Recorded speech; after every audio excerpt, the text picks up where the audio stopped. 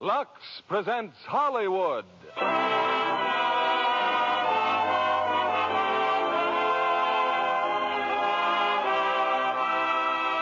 Lever Brothers Company, the makers of Lux Toilet Soap, bring you the Lux Radio Theater. It's a Wonderful Life. Ladies and gentlemen, your producer, Mr. William Keighley.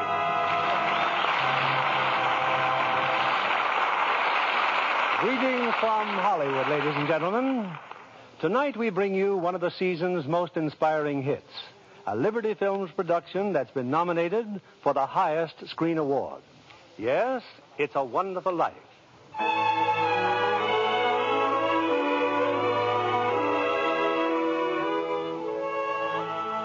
This is the story of George Bailey, citizen of Bedford Falls, New York. George Bailey, who more than anything under the sun wanted to see the world, the wonderful, exciting world that lay somewhere beyond the limits of his hometown. Oddly enough, this story does not begin in Bedford Falls. In fact, it doesn't begin anywhere in the world.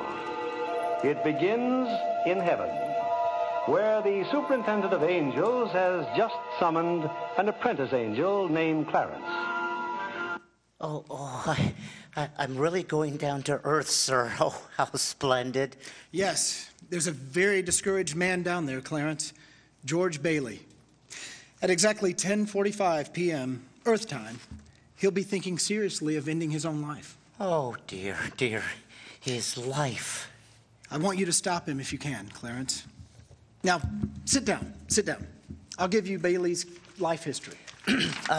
Sir, if I should accomplish my mission, may I perhaps get my wings? I've been waiting over 200 years now. Well, people are beginning to talk. Clarence, what's that book? Oh, The Adventures of Tom Sawyer, sir. I was reading it when you sent for me. Oh, fine book. Excellent. Well, you do a good job on George Bailey, and we'll see about getting your wings. Oh, thank you, sir. Now listen, when George Bailey was a boy, two events occurred that you should keep in mind. One was when his young brother Harry fell through the ice and almost drowned. George saved him. Okay, so brother fell through the ice. George saved him. Ever since, George has had a bad ear. All that icy water, you understand. Yes, a bad ear. Yes, sir, yes. The other event came just a few months later. George used to work after school in Mr. Gower's drugstore. One day, Mr. Gower's only son died of influenza. It was a terrible blow, and poor Mr. Gower tried to lose his grief in whiskey. Where you been, George? Mrs. Blaine called twice. What happened to her prescription? You lost it, didn't you? No, Mr. Gower. Here it is. Why, you good for nothing. Don't you know the Blaine girl's very sick? Mr. Gower, my ear. You're hurting my sore ear. I'll teach you how not to loaf, you lazy brat. Mr. Gower, you know what you're doing. You put something wrong in those capsules. Oh, shut up. I know you feel bad, but look, Mr. Gower, look. This bottle used to make up the capsules. It's poison. Poison? Don't hurt my sore ear again, Mr. Gower.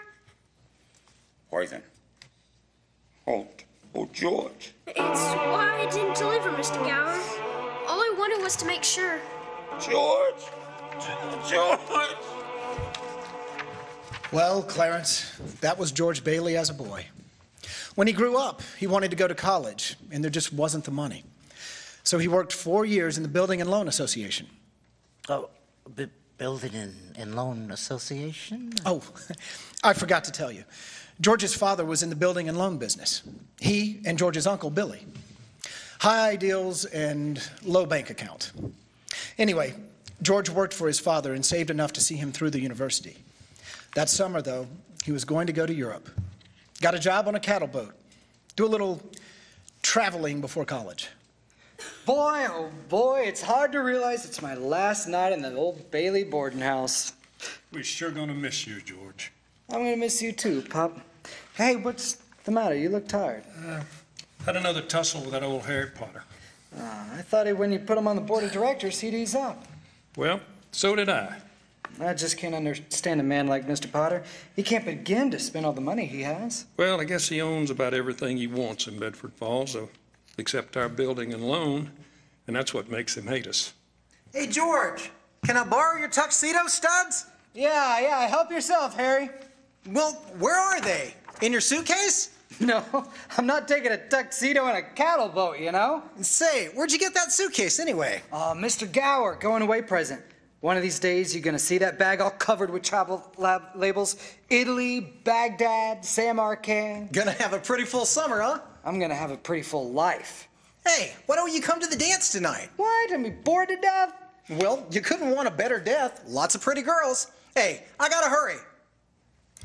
You know, I wished I could send Harry to college. No, we've got that all now figured out, Pop. He'll take my job at the building and loan, work 4 years like I did, then he'll go. Well, he's pretty young for the job. Well, no younger than I was. Maybe you were born older, George. Huh? George, when you get out of college, I don't suppose you'd come back to the building and loan. Oh, no, Pop, I just couldn't. I couldn't face being cooped up for the rest of my life in a shabby little office. I'm sorry, Pop. I didn't mean that, but it's just the business of nickels and dimes. I'd go crazy. I want to do something big, something important. You know, in a small way, we're doing something important. George, it's in that little shabby office that they figure out how to own their own home. I know, Pop. I just wish I felt that. But I just feel like if I didn't get away, I'd bust. Well, you're right, boy. You get yourself an education, and then you get out of here. Oh, Pop, you want a shock? I think you're a pretty great guy. Well, thanks, George. I'm glad to hear it. Look, why don't you go on over to Harry's dance? You'll have a great time. Well, I don't know, man. Maybe I will drop in. Maybe I will at that.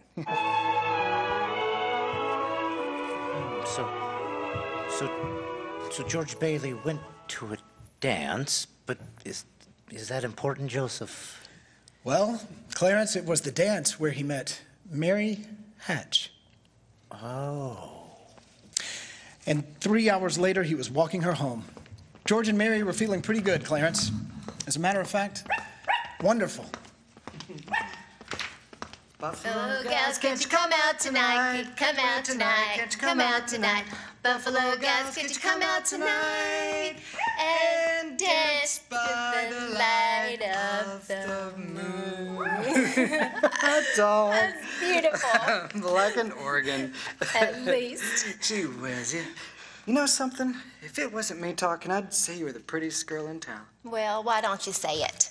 I don't know. Maybe I will. Hey, how old are you anyway? I'm 18. 18? Is that too young or too old? No. It's just right. So sort of fits you. Hey, look where we are. Oh, yeah. It's the old Grenville house. Yeah, I gotta throw a rock. Oh, no, don't. I love that house. Don't you know about deserted houses? You make a wish and then you throw a rock. Oh, but George, it's such a lovely old place, and I wish I lived here. In there? Yeah. I wouldn't live in it as a ghost. Now, take a look. Watch. Here we go. How about it, huh? Pretty good shot, huh? Broke a window, huh? What'd you wish for, George? Oh, I don't know. Not just one wish. A whole hatful, Mary. I'm shaking the dust of this crummy little town off my feet, and I'm going to see the world. Italy, Greece, the Parthenon, the Colosseum. And then I'm coming back here and go to college and see what they know, and then I'm going to build things. I'm going to build airfields and skyscrapers 100 stories high and bridges a mile long, and then I'm gonna well, hey, Mary, what is it you want? What do you want? You want the moon? You just say the word, and I'll give you the moon. Okay, the moon. I'll take it. Then what? Then what? Well, then you could swallow it, and it'd dissolve like an aspirin, you know, and the moonbeams would shoot out your fingertips and the ends of your hair, and do you think I'm talking too much? Yeah. Why don't you just kiss her instead of talking her to death? How's that? Youth is wasted on the wrong people. Well, hey, just a minute, mister. Hey, you come on back here, and I'll show you some kissing. George.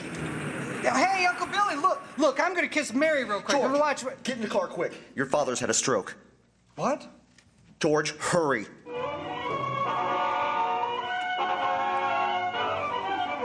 Well, George's father died that night, Clarence. So, of course, George couldn't go to Europe.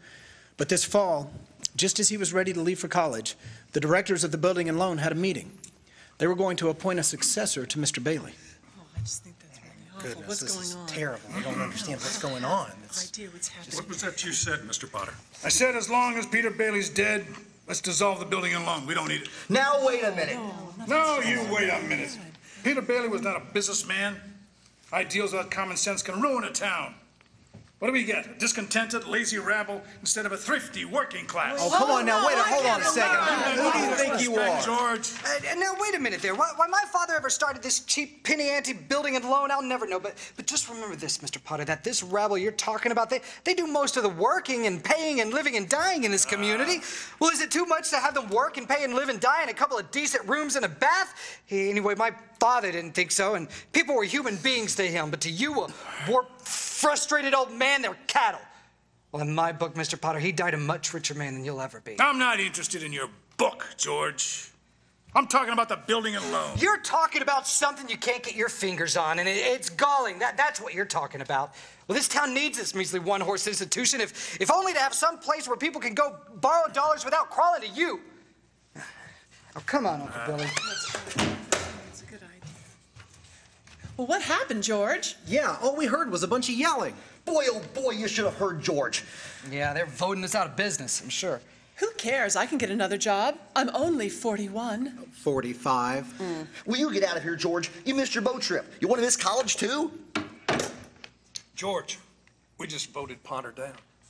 We're still in business. Whoopee! We're still in business. We're still in business. Yeah, but there's one condition. George, they've appointed you to your father's place. Appoint me? But I'm going to college. Look, this is my last chance. Uncle Billy, he's your man. George, you got to take it. If you don't, they're going to vote with Potter. Oh, no. They said that they would even begin to.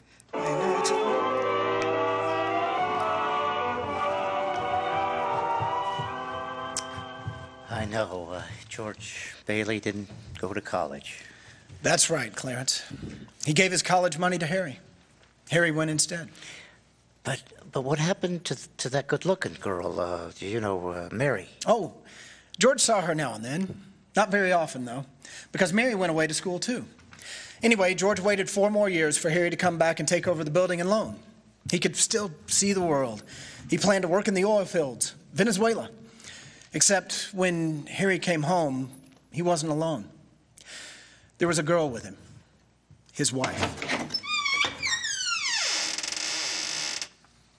George. Yeah, I'm out here on the porch, Mother. Just thought I'd get some air. Well, how do you like your new sister-in-law? She's swell. Looks like she can keep Harry on his toes. Yeah, keep him out of Bedford Falls, anyway. What do you mean? Well, Ruth's father, he's got a wonderful job for Harry up in Buffalo. Buffalo? Well, that means you can't... Yeah. George, did you know Mary Hatch is back from school? Yeah. Nice girl, Mary. Oh, stop grunting. Give me one good reason why you shouldn't call on Mary. Well, Sam Wainwright. Sam's crazy about Mary. Well, she's not crazy about him. Well, now, how do you know that? Did he discuss it with you? How do you know? Besides, Sam's away in New York. Oh, and all's fair in love and war. All right. Okay, Mother, I'll go and find that girl and do a little bashing and necking. Oh, George. Well, goodbye, Mrs. Bailey. By the way, do you want a book at the library? Library? George, you go and see Mary. Do you hear?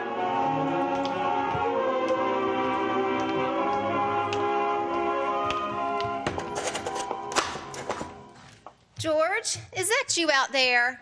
Oh, hello, Mary. Well, are you coming in? I just happened to be passing by. Oh, well, I thought you were picketing. Have you made up your mind? How's that?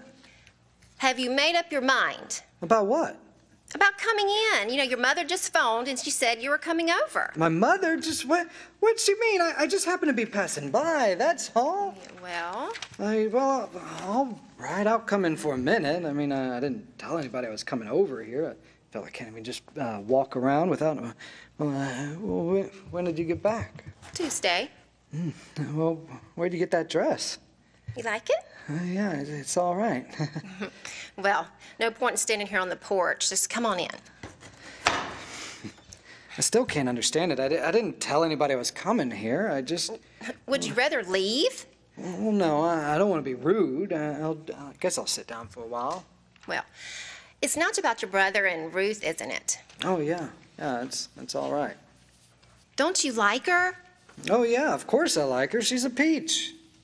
Oh, just marriage in general you're not enthusiastic about. No, marriage is all right for a lot of people. I mean, it's all right for Harry and Sam Wainwright and you. For Sam? Mary! It's George Bailey, Mother. What's he want? I don't know. What do you want? Me? Not a thing. I just came in here to get warm. You just tell him to go right back home. Sam said he'd call you tonight from New York, didn't he? I guess so. How about some music? You know, your mother needing you to know I didn't come here to just... What did you come here for? Well, I don't know. You're supposed to be the one with all the answers. You tell me. Oh, then why don't you go home? I don't know why I came here in the first place. Good night. Good night. Mary, the telephone. Mary! The way you're shouting, you think that... You think what? Mary! All right, I'll get it. George, on your way out, would you mind turning off the phonograph? Already done. The doggone crazy song.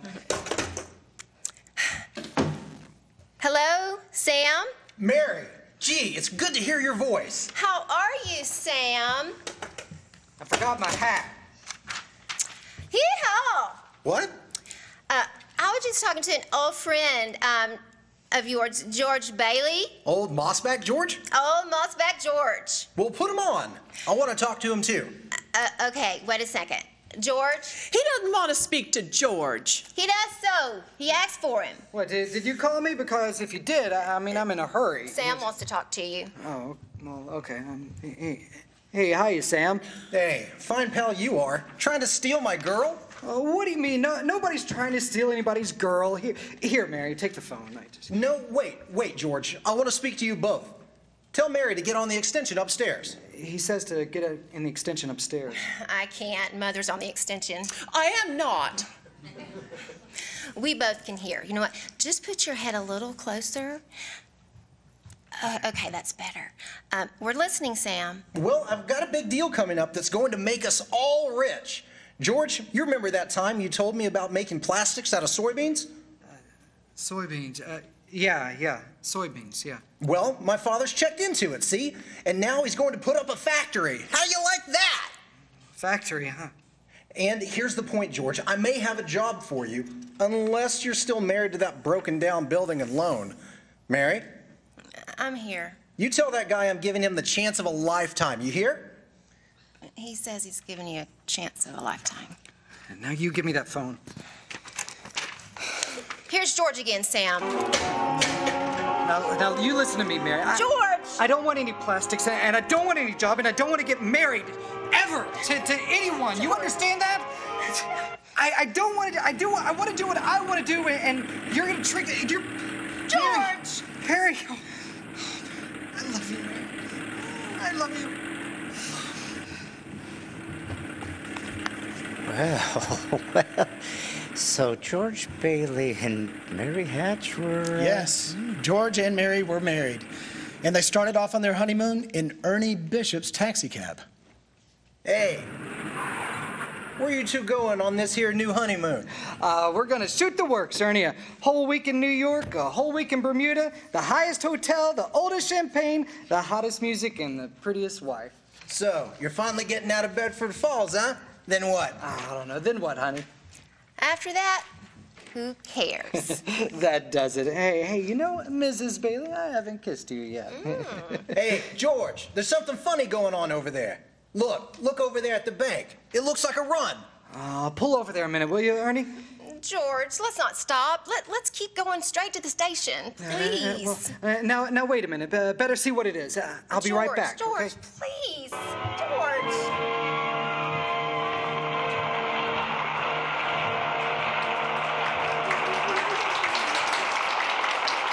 In a few moments, we'll return with the second act of It's a Wonderful Life. Meanwhile, here's our Hollywood reporter, Libby Collins, looking very smart, too, may I say. Well, thank you, Mr. Keeley. You know, after seeing Paulette Goddard's wardrobe for Paramount's new comedy, Suddenly It's Spring, I just had to rush out and buy something new. Looking at all those lovely clothes was just too much for my self-control. Well, you look stunning, Libby. Well, Libby, men seldom know much about styles. Well, what I notice about a dress is the general effect when a woman wears it. Some girls always seem to have that right on the beam look. You know what I mean. Well, I think what you have in mind, Mr. Kennedy, is good grooming. Screen stars certainly put great emphasis on it. A perfect hairdo, fresh, beautifully cared-for skin. Those are essential. That must be the reason Lux Toilet Soap continues to be a studio standby, no matter how often other styles change. A lovely Lux complexion makes a woman so attractive. I wish every girl who hasn't tried Lux Toilet Soap would begin using it tomorrow. That's sound advice, Libby. When 9 out of 10 screen stars recommend a beauty soap, you know it has to be good. So why not try Lux Toilet Soap, Hollywood's own complexion soap?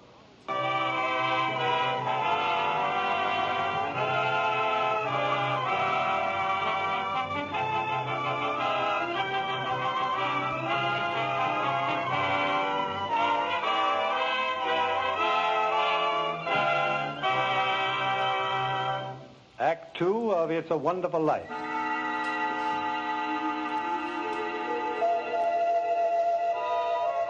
Well, we're back in heaven again, where the superintendent of angels is reviewing the case history of a mortal named George Bailey. Clarence, the apprentice angel, is very eager to depart on his mission to the earth. Oh, poor George Bailey. Oh, he's certainly in desperate trouble, Joseph. I'll go to him at once. Now you sit down, Clarence. Sit down. We're nowhere near the point where George Bailey is thinking of taking his life. Well, we're not. Now, where were we? Oh, yes. George and Mary had just started out on their honeymoon when they ran smack into the financial panic of 1932. In the waiting room of the building and loan, 100 frantic people were clamoring for their savings. Hey, what's going on over here? Hey, come on now. This is outrageous. Money is up, Pickle George. Come on now. We don't have anything. I had to hand over all our cash. Holy mackerel. The whole town's gone crazy, I tell you. But the bank's in the same spot we are. Well, and our charter, too. What charter? Our charter says we have to stay open till 6 p.m. The state can take away our license if we don't. How can we stay open till 6 without any money? George, where are you going? Well, out to talk to these people. Come on. Come on, Bailey. We got money in here. We got our money. Now, listen, folks, listen, just a minute, please. Now listen, wait a minute now. You're thinking of this place all wrong. Your money's not here. What? Well, your money's are in. Where's our money, George? What's our money? Your money's in people's houses. It's in the Kennedy house, and the McLaren house, and your house, and 100 others. I mean, now what are you gonna do? Foreclose on them? I've got $250 in shares. Now let me get them. Well, all right, Charlie. You'll get your money in 60 days. 60 days? No way. Well, now, 60 look, days? look, that's what you agreed on when you bought your shares. I got my money. Old man Potter's taking over the bank. He'll pay you 50 cents on every dollar. 50 cents on the dollar. You get half of our money? Well, let's take our shares to Potter. Now, look, Half wait a of better minute. than nothing. Wait a minute, please, folks. I beg of you not to do this. If Potter gets hold of your shares, he'll be owning the building and loan. And he's got the bank, he's got the bus line, he's got the department store, and now he's after us because he wants to keep you living in shacks and paying the kind of rents that he decides to charge. Now, we can get through this thing all right, but we've got to stick together. We've got to have faith in each other. My husband's out of work and we need money. And I got doctor bills to pay. I can't feed my kids on faith. Yeah, come on. You gotta have the money now. Let's do it. Ridiculous. How much do you need? We Hey. still got some money. Hey, Mary.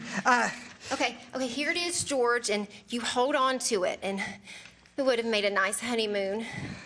And some furniture, too. Right, well, okay, wait a minute, folks. Listen, I got $2,000 here, all right? Tom, how much do you need? $240. Now, Tom, just enough to tide you over. I said $240. Okay, Uncle Billy, give him Tom $240. All right, Ed, how much just to get by? $20, I suppose. All right, now you're talking. Mrs. Thompson, how about you? $20 will do for me. Okay, good. $20. Uncle Billy, pay back when you can now. All right, who's next?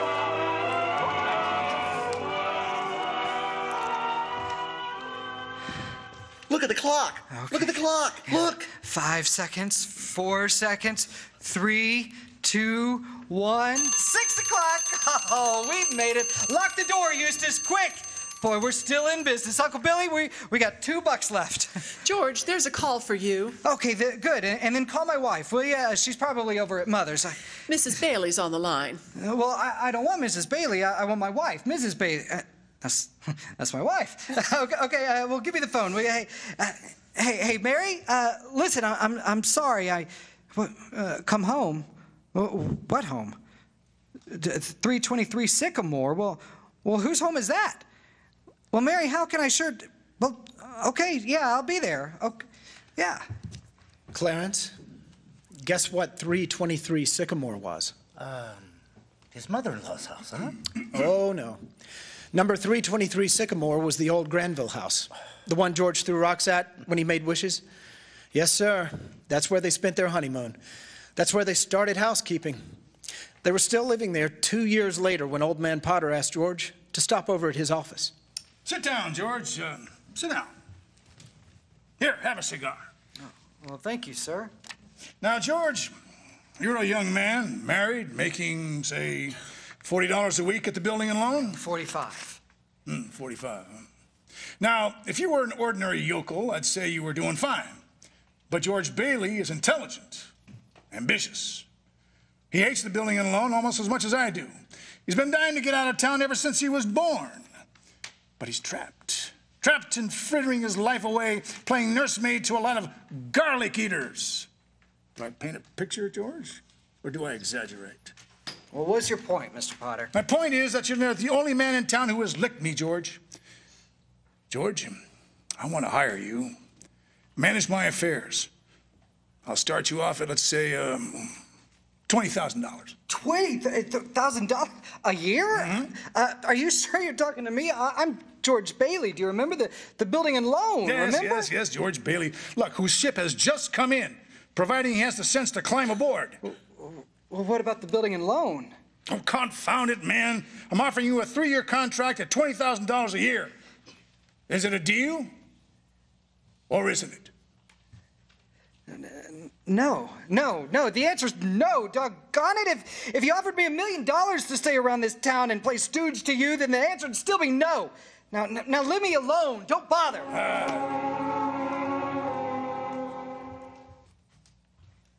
George, what did Mr. Potter want? It was nothing. He just wanted to talk. Gee, Mary Hatch, why in the world did you marry a guy like me anyway? To keep from being an old maid. I was gonna see the world. I was gonna build things, and I was gonna give you the moon. What have I given you? What I've given you? Not even a dress, not for months. Gee whiz, I feel awful. So do I. Mornings especially.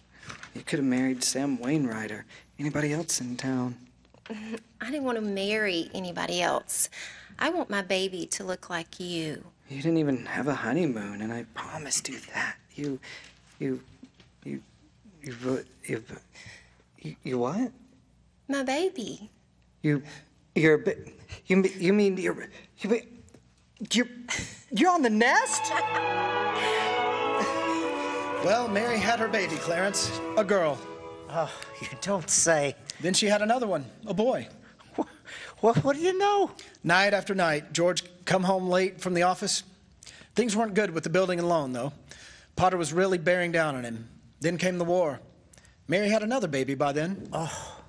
But still she had time to help out in the USO Uncle Billy sold war bonds, and George's brother Harry became a real hero.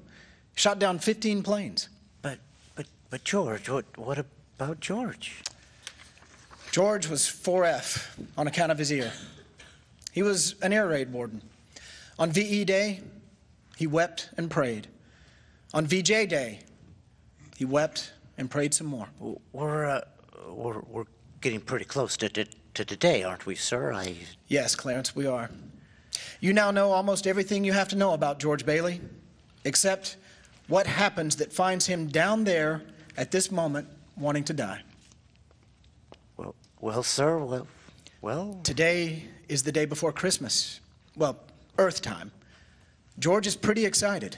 Hey, Dilly! Eustace, look at the newspaper. Commander Harry Bailey, decorated by the president. That's my kid brother, the Congressional Medal of Honor. Gosh, George, gosh! Well, what do you think about that? 15 Jap planes, and the last one he got was just about to dive into a transport loaded with soldiers. You know what that means? He saved lives. Hundreds of lives. Gee whiz. Where's Uncle Billy? Gone to the bank, George. He's depositing that $8,000. Well, good. Who's in that office over there? It's that man again. The bank examiner. Well, hey, good afternoon, Mr. Carter. Hey, Tilly, get the books for Mr. Carter, will you? You know, that's my brother's picture there, Mr. Carter. He shot down 15 planes. One of them... Well, Mr. Henry F. Potter, come to the bank to deposit some more loot, eh? Out of my way, you old fool. How do you like a news in the paper, huh, Mr. Potter? Just can't keep those Bailey boys down now, can you? Let me see that paper. Here, sorry I can't yet, you old thief. Gotta make a deposit. Here you go, here you are. Deposit slip, bank book, and a very Merry Christmas to you. You too, Mr. Bailey. Say, you've forgotten something, haven't you? I've forgotten things all my life. Get a wheel on, boy. But, Mr. Bailey, where's the money? What's that? You want to make a deposit. Certainly I want to. Well, it's customary to bring money with you. It's gone. Where'd I put it? Where'd I put that money? A terrible thing, Clarence. Terrible. Uncle Billy couldn't find the money because the envelope with $8,000 was folded up in that newspaper he gave to Old Man Potter. I just don't know what happened to it, George. I just don't know. Well, $8,000, Uncle Billy. The bank examiner's here. It's not our money. It belongs to the depositors. George, what are we going to do? We've traced every step I took. We can't stand here in the street. Now, are you sure you didn't put the envelope in your coat pocket? I think so, maybe. Oh, I'm no good to you, George. I'm no good. Now listen to me. Think, will you? Now try and think. I can't think anymore, George. I can't think anymore. Look, where's that money, you silly fool? You know what this means? It means bankruptcy and scandal and prison. And, well, one of us is going to jail. Well, it's not going to be me. Now, get out of my way. I'm going home.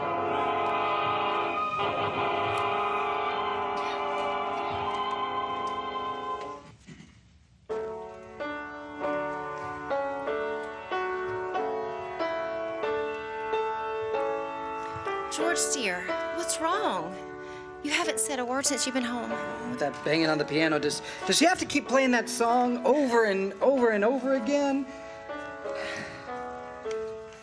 But she has to practice.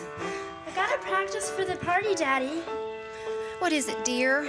Another hectic day. Yeah. Another red letter day for the Baileys.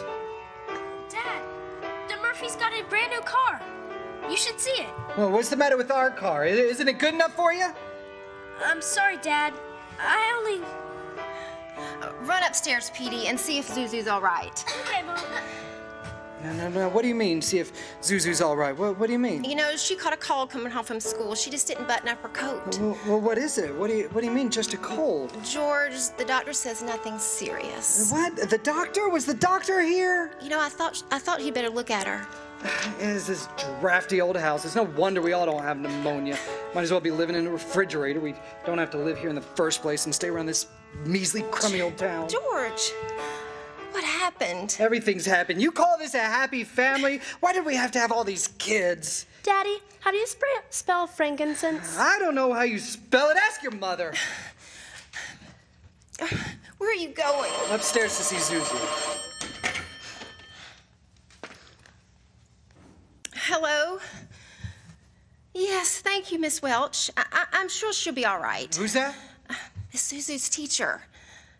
What? Oh, yes. The doctor says she'll be fine tomorrow. Here, give me that phone. No. Give me that phone. George! Mrs. Welch? This is Mr. Bailey. Say, what kind of teacher are you anyway? What do you mean sending Zuzu home like that half-naked? Do you realize she'd probably end up with pneumonia because of your stupidity? You know, maybe my kids aren't the best-dressed kids in town, but at least Hello?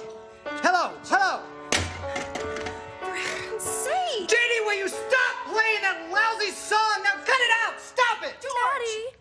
For heaven's sake, what is wrong with you? I'm sorry, Mary. Janie, I'm sorry. I've just got to get out of here.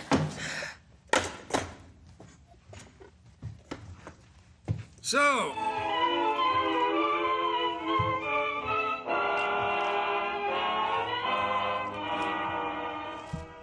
George, you're short $8,000 in your accounts, huh?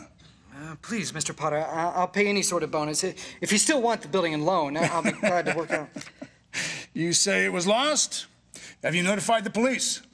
No, sir, I haven't done that yet. I mean, Harry's homecoming is tomorrow. Well, then why do you come to me? What about your good friend, Sam Wainwright? I couldn't get a hold of Sam. He's in Europe right now. Well, what kind of security would I have, George? What kind of collateral? Well, yes, sir. I have some life insurance here, a $15,000 policy. Huh. And how much equity do you have in it? $500. And you want $8,000? You know, you once called me a warp-frustrated old man. Well, what you are is a warp-frustrated young man, crawling on your hands and knees for help.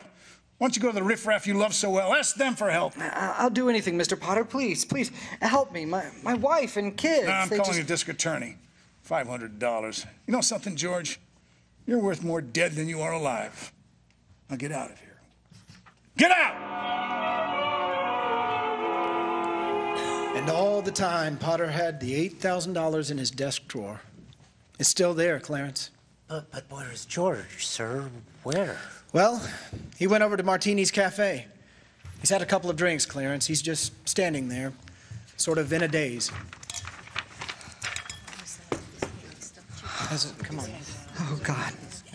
God, dear Father in heaven, I'm not a praying man, but if you're up there and if you can hear me, show me the way. I'm at the end of my rope. Just show me the way, God. Mr. Bailey, you all right? Don't drink anymore, please, Mr. Bailey. You don't feel good. Bailey? You say Bailey? Which Bailey? This gentleman is Mr. Bailey, George Bailey. George Bailey, huh? And the next time you talk to my wife like that, you'll get worse. It isn't enough she's slaves teaching your stupid kids how to read and write. You gotta ball her out. You get out of here, Mr. Welch. You hit my best friend. You get out. All right, I'm going. Mr. Bailey, are you okay? Who is that? Mr. Welch, but you don't worry. You don't come in here no more. I go and get something for your face. You're bleeding. No, I'm all right. Please don't, Mr. Bailey. Don't drink that. Don't go like that. Just leave me alone. Oh, no. Please do not go this way. Just Mr. leave Bailey. me alone. Well, George left Martini's Cafe 5 minutes ago, Clarence. He's at that river now, on the bridge, looking at the water. Are you ready, Clarence? I'm all ready, sir. Very well. Save George Bailey's life, and you'll get your wings. Oh, my wings. Oh, thank you, Joseph. Off to George Bailey. Get away from that bridge. Do you hear me, George? George?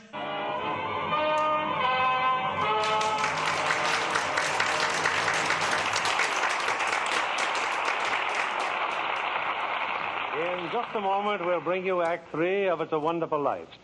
The popular theory about beautiful blondes is that they're content to be merely decorative. Our lovely guest tonight, Miss Susan Blanchard, completely disproves that idea. Besides being a hard-working Fox starlet, Susan, I understand you're a wonderful cook. I really love housekeeping, Mr. Keeley. But most of all, I enjoy the training I get at the studio. It's work, but it's fun, too. You know, I'm a Lux girl, too. We're glad to hear you say that, Miss Blanchard, because that's a very beautiful Lux complexion I see before me. Just right for blue eyes and ash blonde hair. Lux toilet soap is all-around beauty care for me. I use it as a bath soap, too. It has such delightful perfume, leaves a lovely fragrance on the skin. Thank you, Miss Susan Blanchard. I hope our audience will be seeing that lovely Lux complexion of yours in a screen close-up one of these days. Now, back to our producer, William Keeley. Act 3 of It's a Wonderful Life.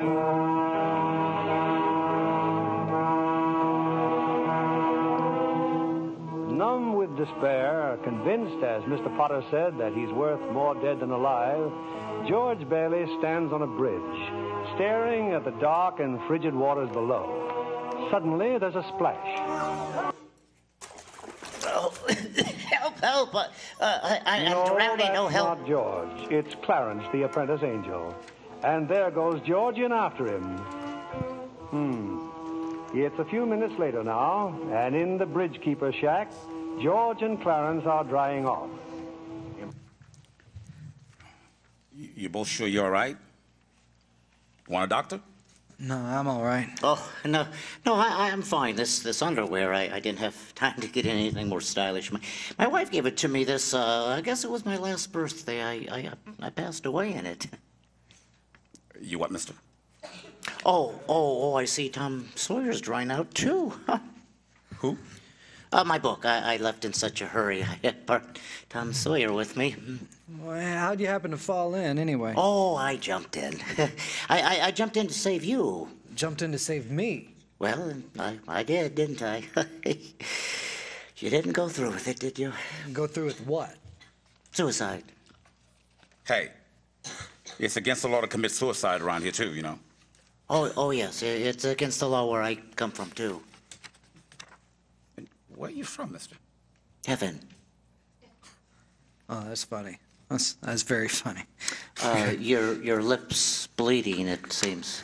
Yeah, I got a bust in a jaw to answer to a prayer. Oh, no, George. No, I'm the answer to your prayer. How do you know my name? Oh, I know all about you. Well, who are you supposed to be, anyway? Clarence Oddbody, AS2. Oddbody? AS2. What's the AS2 for? Well, it'd be Angel second class. Hey. I'm getting out of here. You may not need a doctor, but I think I do. Well, cheerio, my good man. Yes. Well, hey, look here. Why do you want to save me? Oh, well, because I'm your guardian angel, George. Oh, I see. Well, you look about the kind of angel I'd get. Well, what happened to your wings? I haven't won my wings yet. That's why I'm in Angel second class. Oh, I see. But you can help me earn them, George, by letting me help you. Oh, well, you don't happen to have $8,000 on you, do you? Oh, no, we don't use money in heaven. Oh, that's right. Yeah, I keep forgetting. Well, it comes in pretty handy down here. Oh, tut. Of course, I found out a little late, you know. I'm worth more dead than alive. Oh, you mustn't talk like that. Joseph will never give me my wings if you keep feeling that way. You just don't realize what you've done for your folks. What if it hadn't been for you? Yeah, if it hadn't been for me, everybody'd be a lot better off. My wife, and my kids, and my friends. Oh, this is not going to be easy. They'd all be better off if I just hadn't been born. What'd you say? I said I wish I'd never been born. Oh, George, that's wonderful. Wonderful? What? The idea you just gave me. Well, you got your wish. You've never been born. I've never been born. Exactly. No worries. No $8,000 to get. Nothing. You simply don't exist. All right. Okay, all right. George, I can do things. Strange things. I can show you the world, George. Well, the way it would be if you hadn't been born. Hey, wait a minute. The ear of mine. Say something in my bad ear, will you? You don't have a bad ear anymore. I don't think you're concentrating. Don't you see?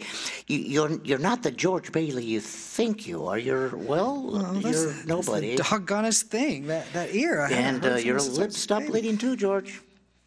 Yeah. Yeah. So what's happening around here? What is this anyway? I need a drink. That's what I need. What about you, Angel? You want a drink? Oh, well, I don't quite. No, Come on. Well, as soon as our clothes are dry, we'll go. Oh, our clothes are dry, George. Huh. Hey, so they are. That's funny. Well, look. Let's get dressed and we'll stroll over to Martini's, and that's a. Oh, excuse me. I'm sorry. I'll stroll. You fly. No, I don't have wings. Oh, yeah, you don't have your wings. No. Yeah, that's right. No. I forgot. I forget that again. Well, a couple of drinks and we'll both fly. How about that?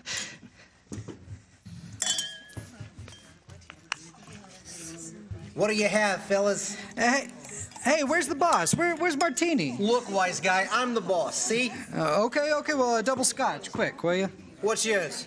Oh, I would just love some mulled wine. Huh? Heavy on the cinnamon, light on the cloves. Off with you, my lad, and lively now. Now cut it out. Oh, come on here. Just give him the same order I did. He's okay. Yeah, 2 double scotches. Okay, well, what about this place? It's all changed. Oh, well, all of Bedford Falls has changed. You're having your wish, George. You've never been bored. Oh, and there'll be lots of things you've never seen before. Oh, good. Somebody just made it. Made what? Well, every time a bell rings, it means some angel's got his wings. What'd you say? Look here, Clarence. I don't think you better talk about angels around here. Don't they believe in angels? Well, yeah, they believe in them, but, it's just, Well, then why should they be surprised when they see one? Don't mind him, bartender. He's just a little fella that never grew up, and... Hey, how old are you anyway, Clarence? Well, next May I'll be 293. That does it. A couple of pixies, eh? Go, get. You hear me? Look, get. Look, where's Martini? Just call him and he'll see... Stop asking about Martini. He ain't here, and he... Hey, you, Rummy. Didn't I tell you never to come panhandling around here? George, look. Hey, it's Mr. Gower. Mr. Gower, listen, Mr. Gower, don't you know me? This is George Bailey. You buy me a drink, mister? Just one drink, mister. Pinky. Yeah, Nick? Throw the rummy out. All right. No, please. Hey, bartender, that's Mr. Gower, the druggist. That rumhead spent 20 years in jail for poisoning some kid. If you know him, you must be a jailbird yourself. Pinky, here's 2 more. Get him out of here. Oh, get up, George. Sure is a good thing you threw us in this snowbank, though, eh? Yeah, well, where's Mr. Gower? Oh, Mr. Gower doesn't know you, George. You see, you weren't there to stop him from putting poison into that prescription. What do you mean I wasn't there? Look, tell me, what are you a hypnotist? George. Well, why am I seeing all these strange things? Don't you understand? It's because you weren't born. Then if I wasn't born, who am I? Nobody. You have no identity. What do you mean, no identity? Look, No papers, no driver's license, no 4F card, no insurance policy. Zuzu's bell. What? Zuzu's bell. I bought my little girl a bell to hang on the Christmas tree, and I forgot to give it to her. Here, I got in my pocket. It's gone. It's gone, too. Everything's gone. Oh, but you've been given a great gift, George. A chance to see what the world would be like if you'd never been born. You're crazy. You're crazy as a bedbug, and you're driving me crazy too. Now look, I'm going home to my wife and my family. Do you understand that? And I'm going home alone. Better not leave him alone, Clarence. Keep following him. Joseph, I'll stay near him, sir. Poor George, he's seen Main Street now the way it would be if he hadn't lived. The thing that's really shocked him, sir, is the building and loan office. No, what's there now? A pawn shop. What's he doing now? Can you see? Well, he's talking to Ernie Bishop, the taxi driver. I think he wants to go home. You'd better tag along, Clarence. Oh, I will, sir. Okay, come on, step on it, Ernie. Get me home. I'm off my nut. Where do you live, buddy? Doggone it, Ernie. Don't you start pulling that stuff on me. 323 Sycamore. 323 Sycamore? Yeah. Hurry up. Zuzu's sick. Okay, buddy. Hey, look, Ernie, I don't know what's happening. I'm going crazy or something. I've got some bad liquor now. Now, look, tell me this now. You're Ernie Bishop, right? And you live with your wife and kids down in... You seen my wife? Well, seeing your wife, I've been to your house 100 times. We built it for you, didn't we? Look, bud, my wife took her kid and ran away 5 years ago, and I ain't seen you before in my life, see? Okay, Ernie, okay, well, just step on it. Get me home.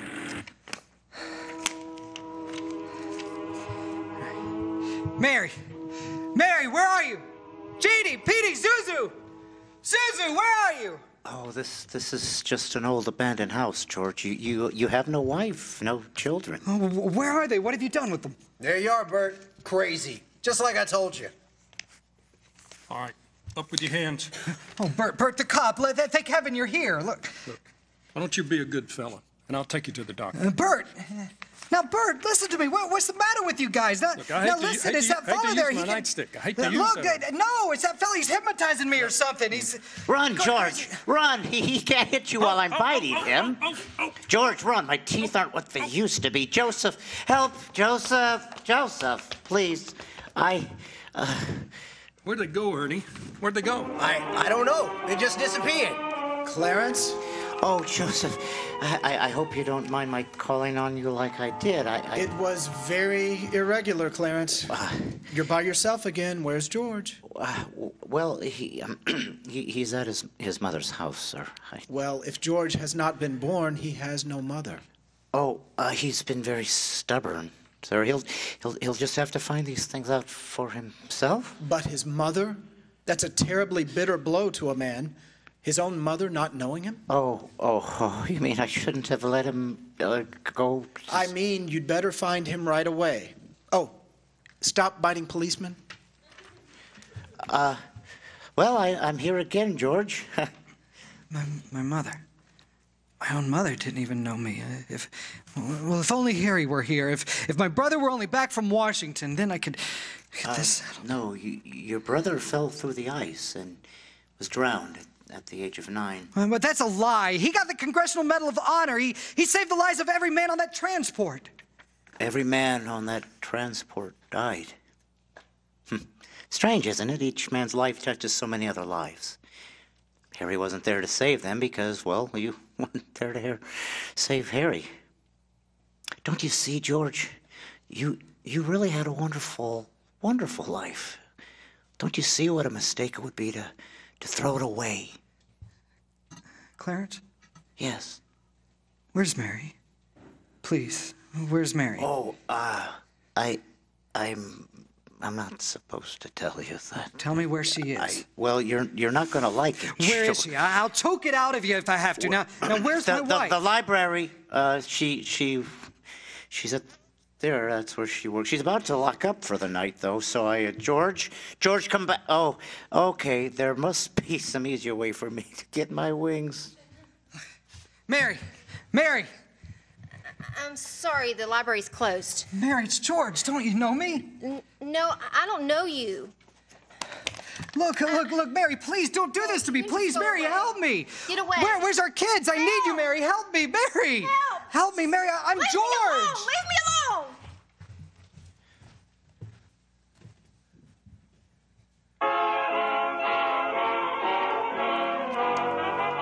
Clarence? Oh, where is he, Joseph?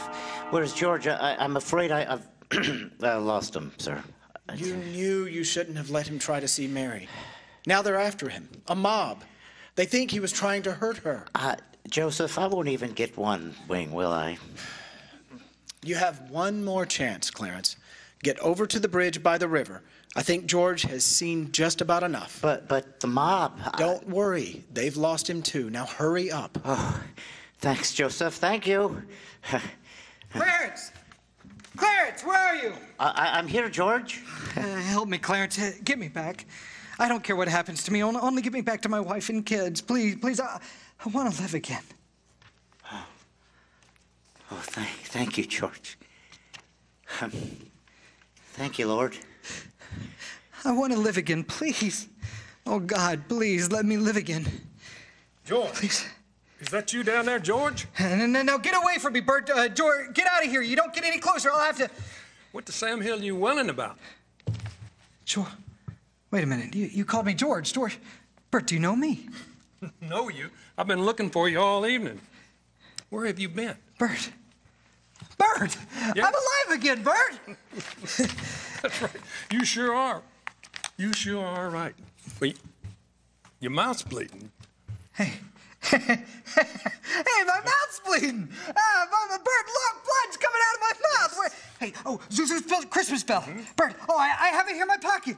Here it is, here's it in my pocket. What do you know? Hey, Merry Christmas, Bert! Well, Merry Christmas. Get in the car, and I'll drive you home. Oh, you will, Bert? Yes. Oh, we'll do that. And turn the sirens wide open, huh? Merry Christmas, Bedford Falls. Merry Christmas, old building and loan. Merry Christmas, Mr. Potter. Yippee! Come on. Hey, Bert, come in with me. Huh? Okay, what? Hey, where's all these people, these reporters? Well, Merry Christmas, reporters. Hey, Mr. Bank Examiner, Merry Christmas. Mr. Bailey, there's a deficit. I know. $8,000, I'll bet, huh? George, I've got a little paper here to serve you. Oh, I'll bet it's a warrant for my arrest. Isn't that wonderful? Yes. Merry Christmas. Hey, where's Mary? You know, look at this wonderful old drafty house. Isn't it wonderful? Hey, have you seen my wife? Where's Mary? Merry Christmas, Daddy. Merry Christmas, Daddy. Oh, kids. Hey, kids. Pete, Janie, Susan. Oh, hey, where's your mother's? She went out looking for you with Uncle Billy. Daddy? Hey, Zuzu, my little ginger snap, how do you feel? Fine, Daddy. Not a smidge of temperature. Oh, not a smidge of temperature. Hallelujah. George. Mommy, darling. Oh, Mary. George, darling, where have you been? Oh. Where have you been? Oh, no. Oh, Mary, just let me touch you. Are you real? Oh, you have no idea what's happened to me. You have no idea. They're all on their way. Who's on the way? The police department, the FBI, the National Guard? I'm alive again, Mary. Yes, I'm darling. alive again. Yes, darling. Now close your eyes. We're going to go downstairs. Okay, well, what is it? Now, look, keep your eyes closed. Okay, can I open my eyes yet, Mary? Christmas tree. Okay, we're gonna walk by the Christmas tree. what's going on here? Hey, there's people. I hear lots of people here. What is it? Hey, wow. We're ready, Uncle Billy. Oh, wow. Come on, everybody. Come on. George. Hey, George, look, just look. Hey, George. What, Uncle Billy? What? Money, George. A laundry basket filled with money. Yay. Money for you. Mary did it, George. Mary. Well, I don't understand. What money? People heard you were in trouble, darling, and these people, and these are your friends. They collected this money for you. $8,000, George. Oh, Charlie, where? Well, there's Martini, Mr. Gower. Hey, how are you, Mr. Gower? And, Mrs. Thompson and Ed and Tom. Well, everybody. None of us would have a roof over our heads if it weren't for you, George. That's right. Oh gosh, this is wonderful. Hey, Mary, look who's coming in now. It's Mother. Hey, Mother. Hey, and Harry. Got Mary's telegraph, George. I flew in as fast as I could. Hey, everybody, a toast. How about a toast? Yeah. Good idea, Uncle Billy. To my big brother, George, the richest man in town. Hooray! Daddy, my Christmas bell. You didn't forget, did you? Oh, forget? No. Here, honey, here's your bell. Darling, what's this on the table? What's this book? The Adventures of Tom Sawyer. Look, it's got something written in it. Yeah, Dear George, remember, no man is a failure who has friends. Thanks for the wings, love, Clarence. Yeah, he's a very dear friend of mine. Daddy, Miss Walsh says every time a bell rings, an angel gets its wings. That's right, Zuzu. That's right. Attaboy, Clarence. Attaboy. Happy landing.